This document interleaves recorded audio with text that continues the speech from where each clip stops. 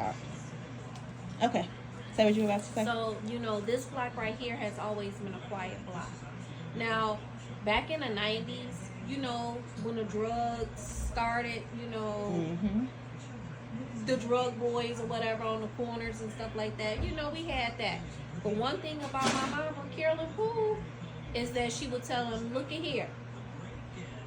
I know you got to get your money the best way you can, and you can ask any of them that may be still around. Mm-hmm. But you see these two properties right here, you're going to respect them. And they be like, all right, Miss Pooh, no, we ain't going to be doing that in front of your house. They've always respected my mother and father. Okay. Even it's what is that thing with eye on the, some type of, Iron Sky? no, where they just did it in the trenches or something like that. Eye in the Trenches or some documentary they just did recently. On YouTube? Yeah. I didn't talk about on Harvey. Yeah. Yeah. And so the guy Jeremy, because I know him as Jeremy, I don't know his street name or whatever. Mm-hmm. He talked about my mother, being and dad being like a grandparent, to them and stuff like that. My mother would always sit on the porch in the summertime. And it would be young kids, younger than me. Hey, Miss Poole, she was very known because she would tell them like it is, but in a loving way, in a loving grandma way and stuff like that. Like, listen, it's so easy to get in trouble, but it is so hard to get out. Absolutely. Try to do what you need to do, get a job and things like that. But if you do, she was loving, but kind of stern too. And we need that. That's Absolutely. Our culture. We need that. Especially in these areas over here. Yeah. So but after that, the block was back to normal, back to being quiet. It was a lot of elderly people that were on the block and stuff like that, and we never had that. What was going on the outskirts? That was never on this block. It was always a decent, nice, block. We took care of the empty lots. Absolutely. I see even now. Even now, my dad, that house that's over there, has been vacant for 16 years. And he would cut the grass. He would keep the weeds down and things like that. Miss Dorothy, next to her house, is a lot. And they made sure that was cut and manicured and things like that, because the thing is, it's your community, it's your block. Absolutely. So you got to make sure that you keep it up. We didn't rely on the city to do what we could do. Exactly, because how reliable are they really?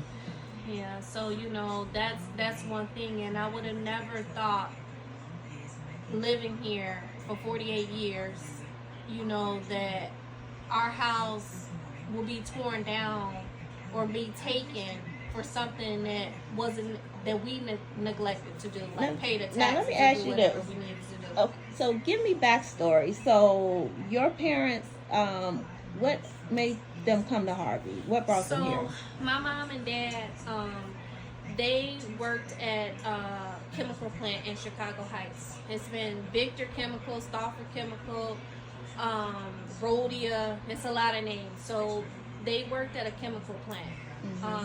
And the chemical plant, they made preservatives for different foods. So like my dad, he made what's called K-Saw. K-Saw is a preservative that keeps your cheeses from going bad and things like that, like Kraft cheese and things like that. I'm turning the CD off. And the acid that's in your pops when you open it and it gives that fizz, he made that. My mom was a lab tech there. She was the first black lab tech in the lab at the job that they worked at. So when they got married in '73, they came to Harvey because at that time, Harvey was probably equivalent to like maybe Homewood. It was really, really nice. Absolutely. Trees, the streets were lined with trees. We were the second black on this block. and things like that. So they bought the house that's next door, and that used to be a 2-flat, and they rented. We lived upstairs, and they would rent the downstairs to tenants. And then this house right here, it became available in '74, and the owners that were living here, I think it was a truck driver or whatever, he told them, hey, you know, I'm gonna move. He said it wasn't because of them, but he wanted to know if they were interested in the property, and of course they were interested. So we used to rent this out to tenants. Okay. And when me and my husband got married in 2007, he's from Jamaica, so you know we did the fiance visa. He got his green card, for anybody that want to know. Right. He's legal. My mom and dad gave us the house, so you know we were in charge of the mortgage and things like that. You know, this will be growing up. Me and my sister knew that this was our generational wealth. This will Absolutely. be passed on to us, and then we will pass it on, and then you know. And I always took pride in knowing that, like, you know, at least if anything was to ever get hard, we have homes to go to. You know, we'll have a house. We'll have generational wealth, Absolutely. you know, to pass on. Because so many in the African American culture, you know, you get properties from your great grandmothers and great aunts and great grandfathers or whoever. And then it just goes, you know, for whatever reason. They don't pay the taxes. You don't do whatever. You know, you sell it.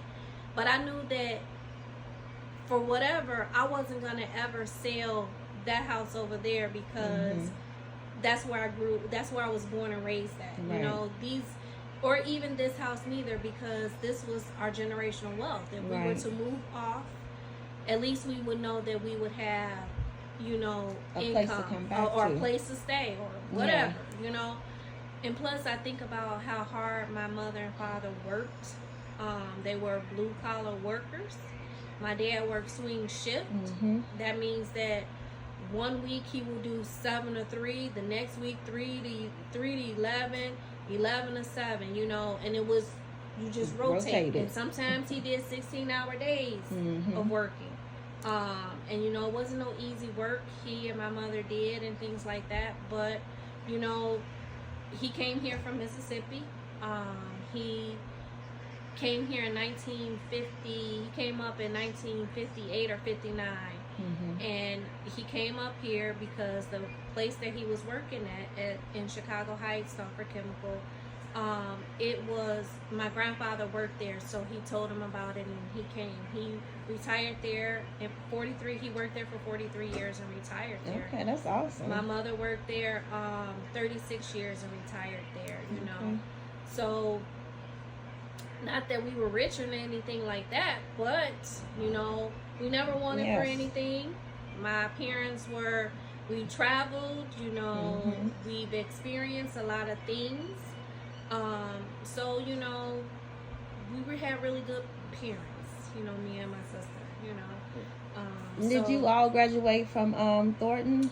No, we went to Bloom, and I was telling Amethyst, you know, in the 90s is when I was going into high school, and then, you know, during that time, Thornton was going through its rough patch. Absolutely.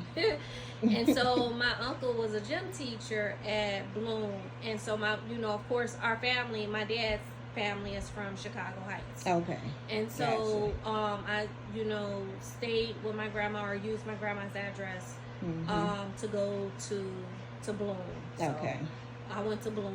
I'm a Trojan, and I'm sorry I'm not a Wildcat. But I know many of you are. That's quite all right. 94.